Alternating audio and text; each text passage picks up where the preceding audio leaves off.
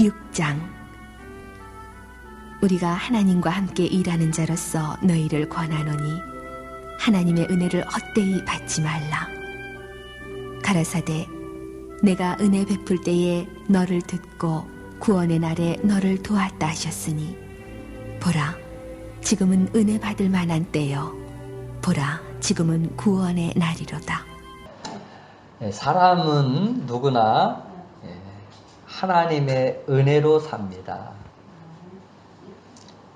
다만 이것을 깨닫고 사는 사람이 있고 깨닫지 못하는 사람이 있을 뿐입니다. 하나님께서 우리에게 햇빛을 주시고 비를 내려주시는 것도 크신 은혜입니다. 우리가 이 자리에 있는 것 혹은 지금까지 살아온 것 그것도 하나님의 크신 은혜예요. 그러나 하나님의 은혜에 대해서 우리가 잘못 알고 있는 것들이 있습니다. 어떤 청년이 목사님과 대화를 나누던 중에 이제 자기의 자랑을 하는 거예요. 목사님, 요즘 회사에서 성경을 많이 볼 수 있어 얼마나 좋은지 모릅니다. 정말 하나님의 은혜입니다. 아니, 회사가 그것을 허락하던가요? 그거는 아니고요. 컴퓨터로 일을 하다 보니까 성경 프로그램을 열어놓고 그냥 읽는 것이지요. 누가 하나요? 열심히 일하는 줄 알지요. 그러니까 은혜지요. 이 청년의 말에 목사가 놀라면서 말해요. 경제, 그것은 은혜가 아니에요. 회사에서의 시간은 하나님께서도 빼앗지 않으시는 그런 회사의 시간이에요. 사람들은 자기 마음에 맞거나 혹은 자기 뜻대로 되면 은혜라고 여기는 경우가 많아요. 그것도 특별히 신앙적이거나 교회에 유익을 끼치는 일이라고 생각이 들면은 그것이 잘못된 일이라고 할지라도 은혜라고 생각하는 분도 있는데 그렇지 않습니다. 어떤 성도님이 새벽 예배를 드리고 나 같은 죄인 살리신 그 은혜 놀라워 정말 은혜에 감사해서 찬양하며 돌아가는 그런 길이었어요. 그런데 다른 사람의 텃밭에 호박이 탐스럽게 열린 것이 보이는 거예요. 누가 보는가 안 보는가 얼른 가서 그 호박을 따서 가방에다 넣는 거예요. 이야, 오늘은 정말 기분이 좋은 날이구나. 은혜로다. 여러분, 은혜를 받는다는 것은 마음에 감동이 오고 기분이 좋아지는 것을 은혜라고 말하지 않아요. 또한 마음이 뜨거워지거나 분위기에 도취되는 것을 은혜라고 말하지 않습니다. 흔히 우리는 설교나 찬송 혹은 간증을 들었을 때 야, 오늘 은혜 많이 받았어. 이런 얘기들을 많이 들을 수가 있어요. 어떤 성도가 이런 말을 하더군요. 목사님이 한번 은혜를 끼쳐보세요. 성도들이 왜 헌금을 안 하겠어요? 그래서 목회자들도 이 은혜를 끼치지 못하면 괴로워요. 혹은 어떤 분은 이렇게 말해요. 저 사람을 보면 은혜가 떨어져. 열받아. 기쁜 은혜를 받았는데 다 쏟게 하네. 그런 말을 하지요. 또 어떤 분은 하나님은 자비하신 분이시기 때문에, 은혜로우신 분이시기 때문에, 죄를 지어도 괜찮아. 또 하나님께서 용서해 주실 것이니까. 그렇게 생각하는 분도 있어요. 그러나 이러한 것들은 은혜의 개념을 잘 이해하지 못하고 있는 거예요. 은혜는 자신을 먼저 발견하는 데서부터 시작이 되어집니다. 하나님의 은혜는 우리가 하나님 앞에 어떤 존재인가 깨달을 때 바르게 이해할 수가 있어요. 여러분은 어떤 존재이십니까? 하나님 앞에 우리는 어떤 존재입니까? 내가 죄인이라는 것과 죽을 수밖에 없는 그 자신의 실체를 알게 될 때 은혜 아니면 살아갈 수 없다는 것을 고백할 수밖에 없어요. 그래서 이런 찬양 있잖아요. 은혜 아니면 살아갈 수가 없네. 여러분 믿으십니까? 고린도후서 1장 10절에 보면은 그가 이같이 큰 사망에서 우리를 건지셨고 또 건지시리라. 또한 이후에라도 건지시기를 그를 의지하여 바라노라. 즉 죽어야 할 우리가 살아난 것을 감사할 수 있는 사람이 은혜를 아는 것입니다. 그렇습니다. 우리는 죄악으로 죽어야 마땅한 사람들이었어요. 그런데 우리를 대신하여 예수님께서 십자가를 지심으로 죽으심으로 우리를 살려주신 거예요. 그래서 은혜라는 것은 십자가를 볼 때마다 예수님을 생각할 때마다 그저 감사할 뿐이고 당연한 게 아니라 감사할 뿐이고 이제는 주 뜻대로 살아가리랴 라는 그러한 것을 생각하며 그렇게 따를 때 우리가 그 은혜 안에 있는 것이다 이렇게 말할 수 있습니다.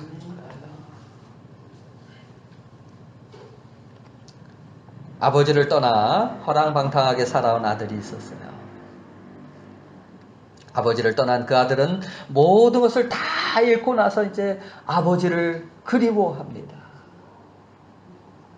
그래도 아버지 품에 있었을 때가 더 좋았지. 차라리 아버지께 돌아가 종이라도 되어야겠다.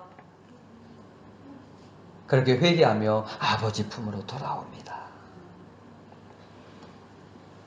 그런데 아버지는 항상 아들이 돌아오기만을 기다렸습니다.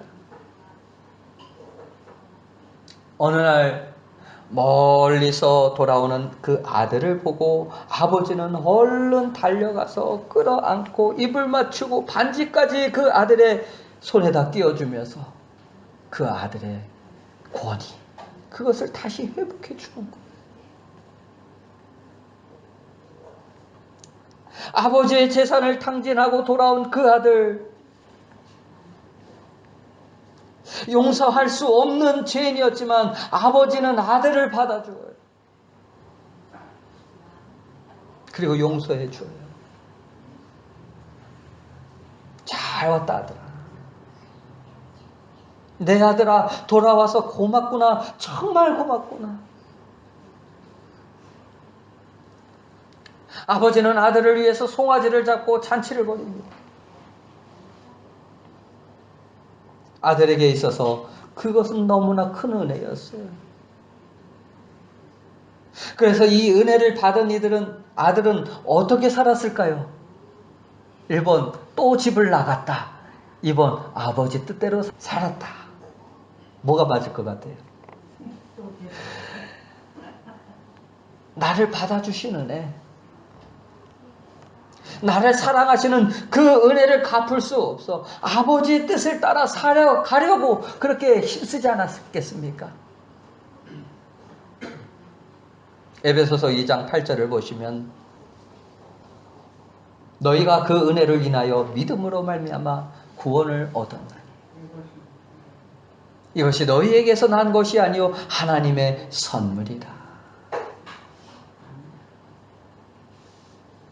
우리가 그의 은혜로 인하여 믿음으로 말미암아 구원을 얻었다. 예수님께서 내게 값없이 은혜를 베푸신 사랑은 지금도 변함이 없어요.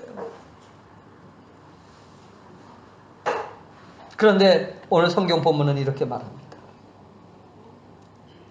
1절 같이 다시 보시겠습니다. 시작. 우리가 하나님과 함께 일하는 자로서 너희를 권하노니 하나님의 은혜를 헛되이 받지 말라. 하나님의 은혜를 헛되이 받지 말라는 것은 은혜를 받은 자답게 살아가라라는 말이에요.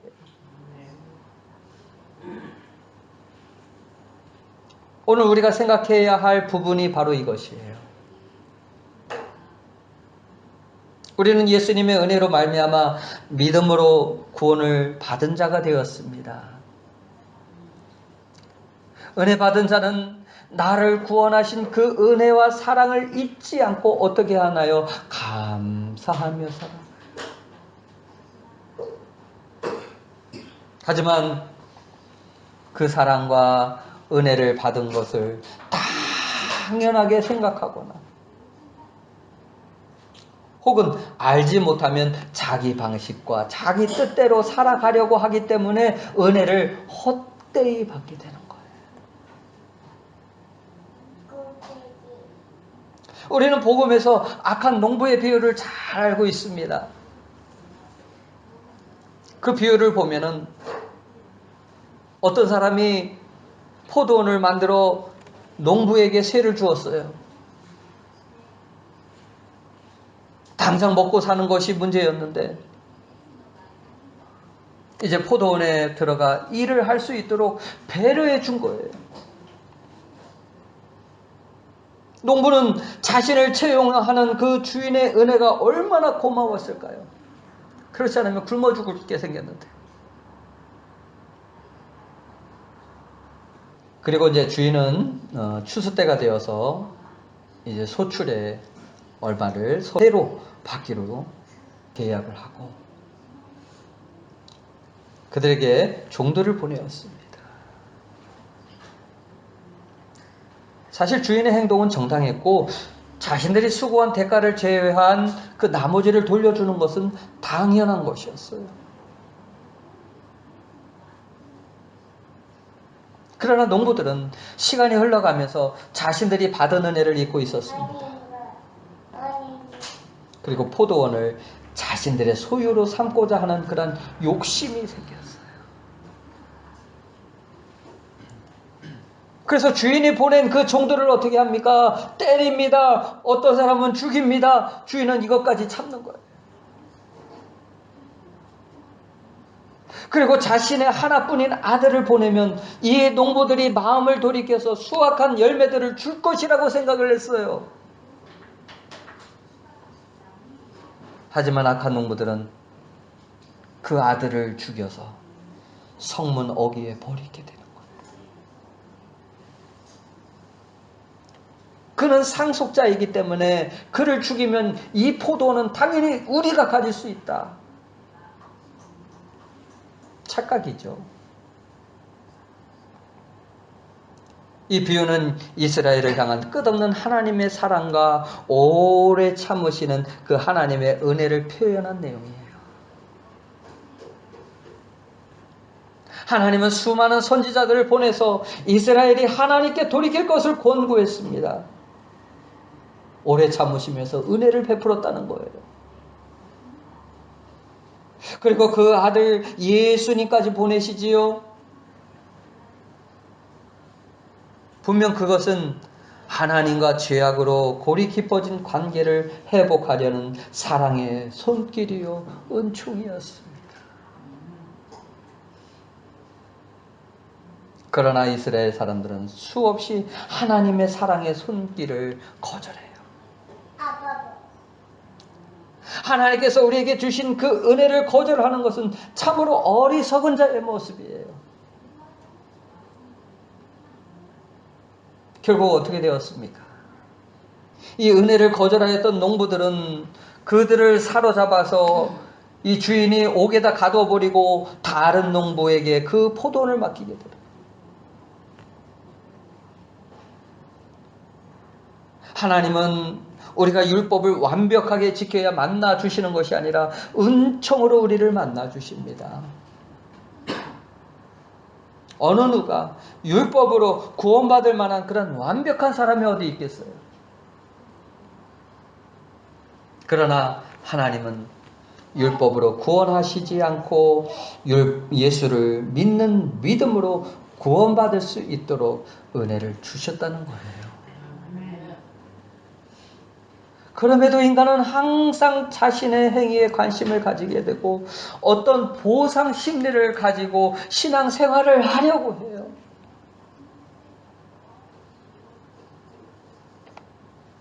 그러나 이 또한 하나님의 은혜를 잘못 알고 있는 것입니다. 우리는 주님의 사랑과 용서를 베푸신 그 은혜 가운데 살아가고 있어요. 멸망받을 자녀가 아니라 생명을 얻은 자녀로 존재하고 있는 거예요. 그러면 우리가 만나는 이웃과의 관계는 어떻습니까? 사랑과 은혜 가운데 살지 못하고 너는 너, 나는 나 이렇게 딱 구분해서 비판과 정죄의 대상이 되고 있지는 않습니까? 그러나 은혜 안에 있는 사람은 하나님이 나를 사랑하시고 구원하심과 같이 이웃을 생각할 수밖에 없습니다. 어떤 분은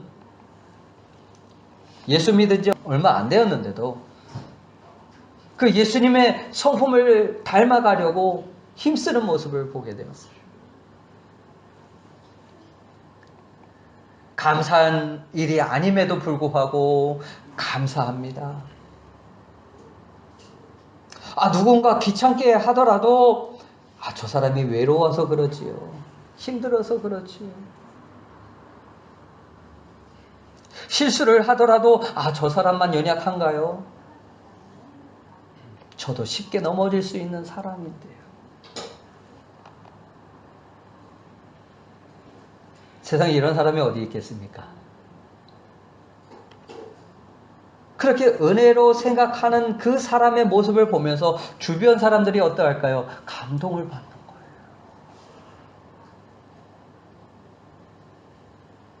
은혜를 받은 사람은 감사와 기쁨이 충만합니다. 그래서 주변 사람들이 보기만 해도 행복해 보여요. 어떤 사람은 얼마나 변화되었는지 그 악한 성품이 없어지고 마음의 변화가 있고 또 거친 말이 격려하는 말, 칭찬하는 말과 축복의 말을 하게 되는 것을 보게 돼요. 또 얼굴이 달라지고 가치관이 달라지고 자신이 좋아하는 것이 달라져요. 예전에는 술이 좋고 이제 도박하는 것이 좋고 놀러 다니는 것이 좋았는데 이제는 교회에 가는 것이 좋고 예배 드리는 것이 좋고 기도하는 것이 좋고 봉사하는 것이 즐거워져요. 이것이 바로 은혜 받은 사람의 아름다운 열매의 모습입니다. 여러분 이런 열매를 맺을 수 있기를 바랍니다. 네. 그런데 어떤 사람은 은혜를 받으면 열매가 나타나는데 열매가 없어요.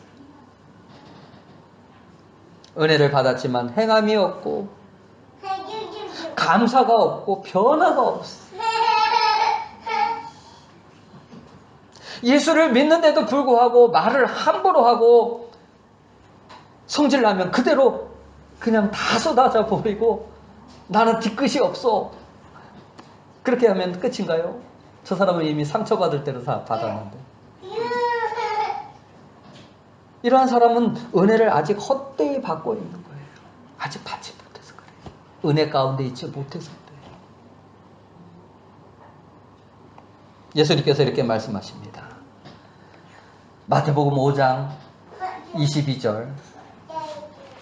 나는 너희에게 이르노니 형제에게 노하는 자마다 심판을 받게 되고 어떻다고요? 여러분 형제한테 이웃에게 화를 내신 적 있으세요? 없으세요?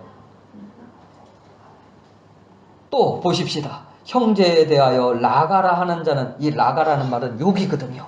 아주 안 좋은 욕이에요. 욕을 하는 자는 공회에 잡혀가게 되고, 이 말은 재판하는 곳에 잡혀가게 된다. 그곳에 서게 된다. 욕 안 하신 분 있으세요? 예수 믿는 같은 형제들끼리. 또 보십시다. 미련한 놈이라고 하는 자는 지옥불에 들어가게 되리라. 근데 한국 사람들은 이게 친근한 표현이라고도 하지만 예수님은 경고하셔요. 함부로 그런 말 하지 말아라. 그거는 은혜 받은 자의 모습이 아니다. 왜 이렇게 말씀하십니까? 은혜를 헛되이 받고 있기 때문에 이런 말씀입니다. 오늘 본문에서 은혜를 헛되이 받지 말라는 것은 하나님으로부터 받은 은혜에서 벗어나서 본래 그 죄의 본질을 가진 인간의 모습으로 살아가고 있는 것에 대한 책망이고 권면이에요.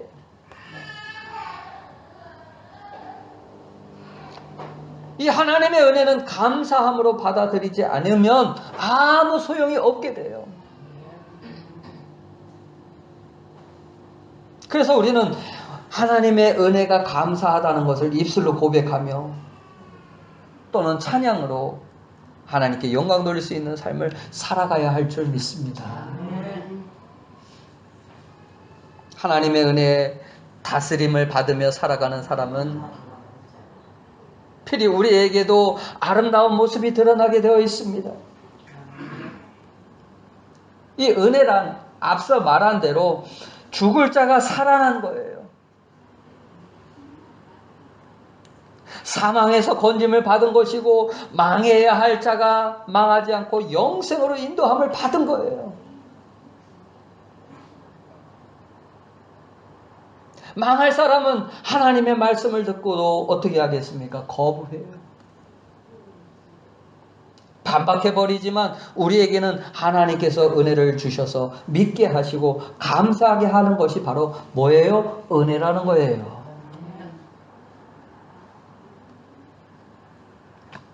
천국을 가장 귀한 것으로 알고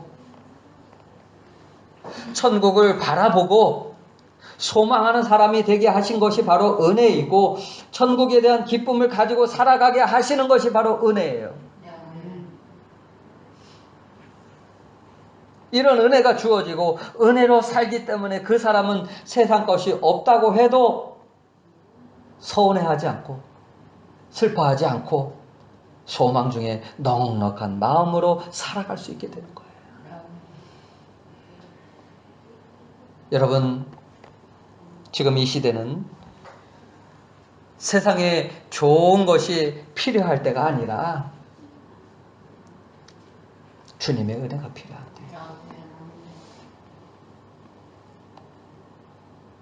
내 안에 그리스도의 열매가 맺도록 은혜와 성령으로 가득 채워야 할 때가 바로 지금이에요. 왜냐하면 이 시대가 끝나면 더 이상 은혜를 누릴 수 없기 때문이에요. 은혜 안에 있지 못한 그 이스라엘은 어떻게 되었습니까? 그 예수님을 받아들이지 못한 이스라엘은 어떻게 되었습니까? AD 70년에 로마의 침략으로부터 완전히 멸망당하는 그런 결과를 초래합니다. 하나님의 자비하심과 은총으로 그 아들 예수 그리스도를 우리에게 보내주셨지만 하나님께서 주신 그 은총을 인간 스스로가 꺾어버렸기 때문에 여러분은 이 은혜를 꺾고 있지는 않습니까? 스가랴 11장 10절에 이렇게 말씀하셔요. 같이 보실까요? 이에 은총이라 하는 막대기를 취하여 꺾었으니 이는 모든 백성들과 세운 언약을 폐하려 하였습니다. 우리가 그것을 은총이라는 예수님을 아예 거부하고 거절하고 꺾어버려요. 거절한다는 말이에요. 꺾다는 말. 그렇게 되면 하나님과의 그런 언약이 어떻게 되나요? 폐해지. 하나님의 은혜를 저버린 자의 그런 죄가 얼마나 큰가 하는 거예요.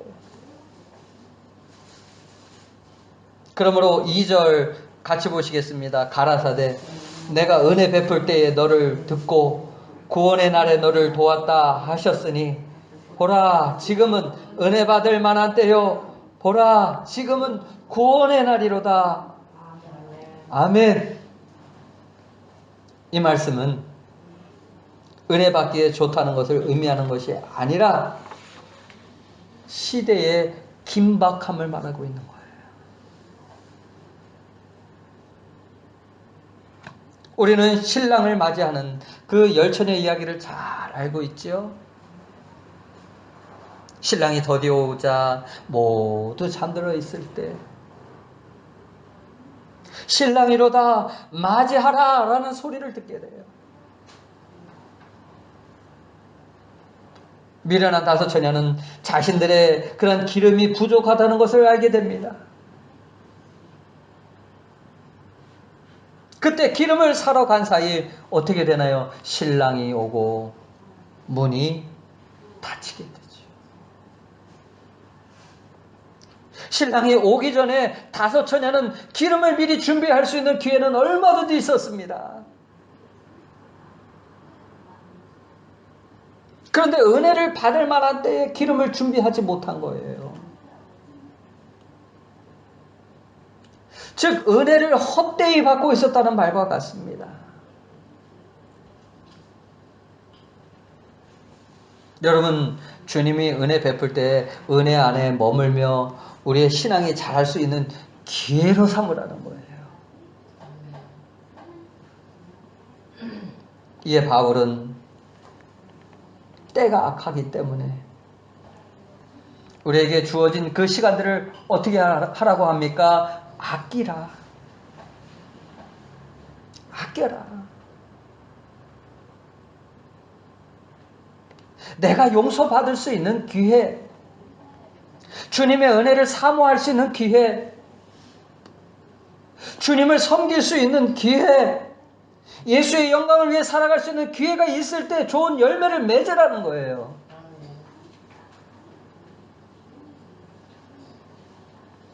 그런데 우리는 어떻습니까? 바빠서요. 먹고 살기 힘들어서요.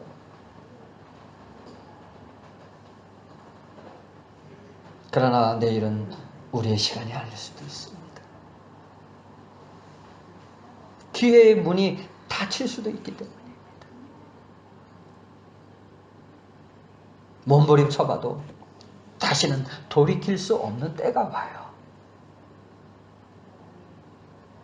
기름을 넉넉하게 준비할 수 있는 기회, 그때가 언제입니까? 예수님 오실 때요? 지금이에요. 하나님은 분명 이 세상에서 우리가 주 뜻대로 살아가도록 능력을 주셨어요. 이미 주셨어요.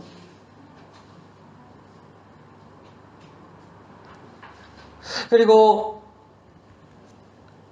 주의 은혜로 말미암아 우리에게 하나님을 감동시킬 수 있는 그런 힘과 능력을 우리에게 주셨습니다. 하나님의 형상과 모양으로 회복할 수 있도록 능력을 주셨고 따라서 하나님의 아들과 딸로서 살아갈 수 있도록 은혜를 주셔요. 언제? 지금. 이 은혜는 형제의 잘못을 드러내놓고 하는 것이 아니라 덮어주고 기도해 주는 거예요. 이 은혜를 가지고 예수님을 닮아가는 사람, 말과 행실이 일치하는 사람, 모든 말에 진실성이 있는 사람이 될 수 있는 그러한 능력을 우리에게 주셨는데 그것을 지금 우리가 받아들일 수 있어야 돼요. 이것이 진정한 은혜의 의미입니다. 그래서 우리는 그 주신 은혜를 가지고 경건의 연습을 통해서 훈련하고 가꾸어서 새롭게 그리스도인으로 성장해 가는 것이 바로 우리의 목적이요, 최선이 되어야 되는 거예요. 사랑하는 여러분, 혹 우리는 은혜를 헛되이 받고 있지는 않습니까? 사망 속에서 살아난 자임에도 불구하고 썩어질 세상 것 때문에 거기에 마음을 빼앗기며 내 뜻대로 살아가고 있지는 않습니까? 과연 오늘 우리의 삶은 어떠해야 할까요? 과연 우리는 이 은혜 받을 만한 기회가 주어졌을 때 넉넉하게 기름이 준비되어 있습니까? 오늘 이 설교로 끝나는 것이 아니라 여러분의 생활 가운데서 내가 얼마나 기름을 준비하고 있는가, 얼마나 은혜 받은 자로서 살아가고 있는가, 우리는 돌아볼 수 있어야 돼요. 그러므로 은혜 받을 만한 이때에 우리에게 주신 은혜를 감사하며 우리의 신앙의 좋은 열매를 맺음으로 하나님의 은혜를 헛되이 받지 않는 저와 여러분이 다 되시기를 예수님의 이름으로 축원합니다. 기도하겠습니다. 우리 함께 같이 기도할 때 주여 우리에게 주신 은혜를 헛되이 받지 않게 하여 주시고 은혜 가운데 살아가는 복된 성도들 되어지게 하여 주시옵소서. 우리 함께 다 같이 기도하시겠습니다. 하나님 아버지 하나님, 우리가 은혜 안에 거하기를 원합니다. 은혜 안에 거하